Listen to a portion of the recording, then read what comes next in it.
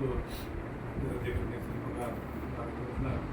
बाबासाहेब आंबेडकर, माता रमाई माताजी माई शाहू फुले आंबेडकर यांच्या विचारांना प्रतिमाना अभिवादन करतो. आज या ठिकाणी उपस्थित गरुड फॅमिली, गरुड परिवार, आमचे बाल सगळे बालचमू आणि पोळ कुटुंब, आदित्य दिसत नाही तर पोळ साहेब आणि पोळताई यांना आपल्या सगळ्यांना सविनय जेवण करतो. ताईंनी काल फोन करून आग्रह केला की आज नरेंद्र पोळ साहेबांचा सेवानिवृत्तीचा दिवस निघून गेलेला आहे, सेवानिवृत्त झालेले आहे, घरात अनापन्न झालेले आहेत आता, आणि त्याच्या सेवानिवृत्तीच्या निमित्ताने एक आग्रहाचं त्यांनी जेवणासाठी निमंत्रण दिलेलं आहे. आणि अशा या योग्य वेळी आपण आपल्या आदर्शांची पूजा आणि वंदना केली. मन प्रसन्न झालेलं आहे, आत्मासुद्धा आपला प्रसन्न झालेला आहे.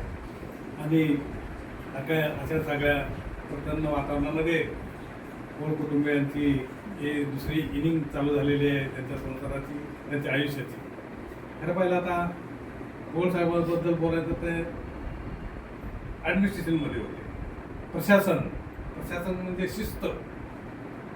ज्या ठिकाणी शिस्त चालते, शिस्तीनं काम होतं, अशा विभागामध्ये ते अधिकारी होते, प्रशासनिक अधिकारी.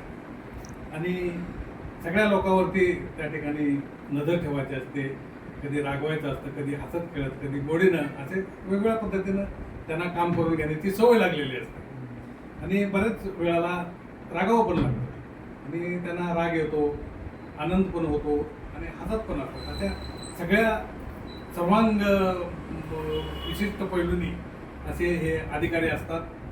आणि सर्व प्रकारच्या वातावरणामध्ये ते त्यांना स्वतः काम करणं खूप सोपं असतं, पण दुसऱ्याकडून काम करून घेणं लय अवघड असतं, हे त्यांनाच माहीत आहे. कोण कधी कधी असं वाटतं की दुसऱ्याला ते बोंबलत रागावत बसण्यापेक्षा आपण स्वतः जाऊन काम केलं तर लवकर जात असतं, असं पण होतं.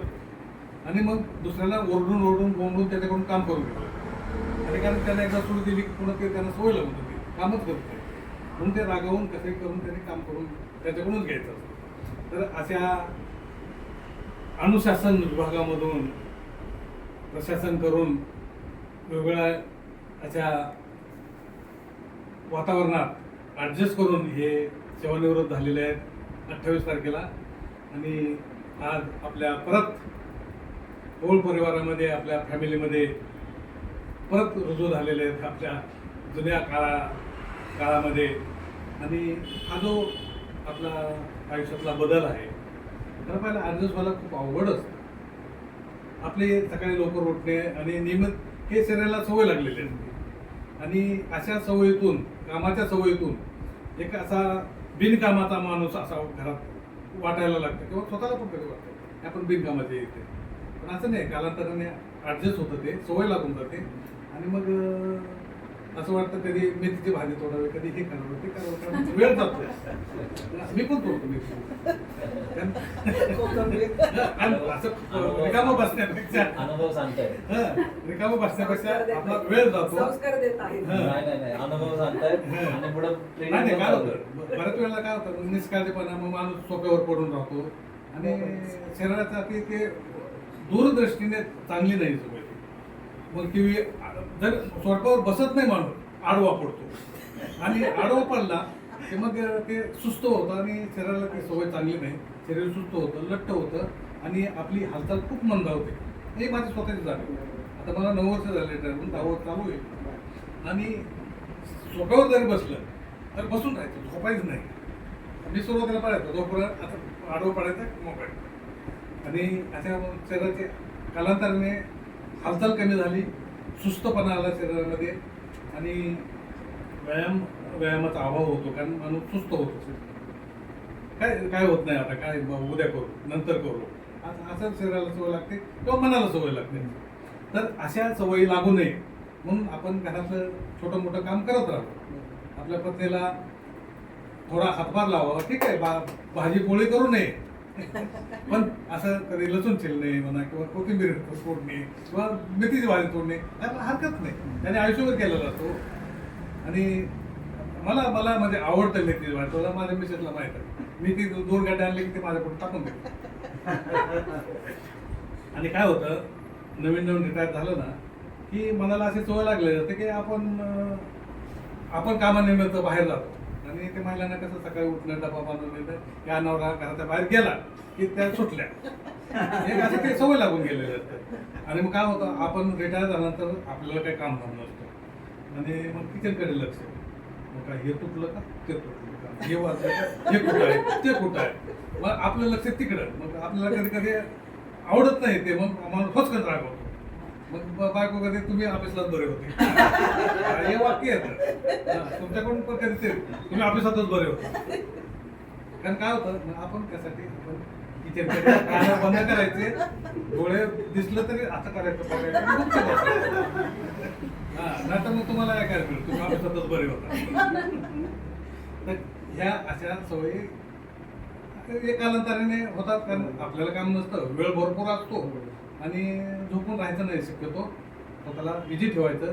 दिवसा झोपलं की रात्री झोप येत नाही, 100% लक्षात ठेवा. तुम्ही जर दिवसा झोपला की रात्रभर तुम्ही सोडून करणार, तर दिवसा शक्यतो झोपू नका. आणि थोडी सुस्ती झोपली 5-10 मिनिट झोपा, पण झोपायची सवयच लावू नका. कारण दिवसा झोपलं की रात्री झोप येत नाही 100% आहे, म्हणून दिवसा झोपू नका. रात्री 10ला झोप लागते, सकाळी 6ला किंवा 5ला जाग येते. तर अशा कालांतराने चांगल्या सवयी लावा, शरीर चांगलं राहील, मन प्रसन्न राहील आणि आपण नवरा बायको व्यवस्थित राहू. शब्दाला शब्द एकमेकाकडे टाकू नका. ताईंना पण सांगणं आहे, ताईंच्या म्हणजे तो सत्यशोधक स्वभाव आहे, त्यांना खोट्या गोष्टी पटत नाहीत, त्या सत्याच्या मागे शोध घेतला लागतात. आणि साहेबांकडून काही लागलं तर त्या सत्याचा त्यांचा शोध नका घेऊ, कानाडोळा करा, सोडून द्या.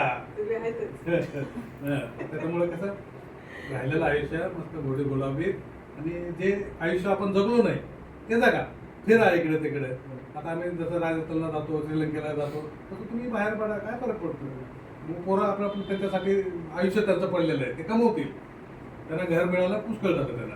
कारण त्यांच्या कसं असतात, आपल्या प्रायोरिटी जगण्याच्या वेगळ्या होत्या रिटायर नंतर, किंवा नोकरी करत असताना आपल्या प्रायोरिटी वेगळ्या होत्या, तर आपल्या गरजा वेगळ्या होत्या, मुलांच्या गरजा वेगळ्या आहेत. त्यांना घर बांधावं ही त्यांची प्रायोरिटी नाही आहे, किंवा त्यांना गाडी घ्यावं ही प्रायोरिटी नाही, त्यांच्या प्रायोरिटीज वेगळ्या आहेत. त्यांना चांगलं खायला आवडतं, मॉलमध्ये फिरायला आवडतं, आपल्या हे नव्हत्या. त्याच्यामुळे कसं त्यांचं आयुष्य त्यांना जगू द्या, आपण आपलं आयुष्य जगू. तर अशा प्रकारे सेवानिवृत्तीचा काळ तुमचा सुखमय, शांतिमय, आरोग्यदायी राहावं आणि तुमचं दोघांचं उभयतांचं आयुष्य असं खूप प्रफुल्लित हो आणि उदंड आयुष्य लाभो तुम्हा दोघांनाही. सुखानं शांतीनं राहा, जगा आणि आम्हाला असंच हसत खेळत दिसत राहा. आणि तुम्हाला सेवानिवृत्तीच्या हल्दी पर्वात खूप खूप शुभेच्छा देतो. इथे थांबतो. जय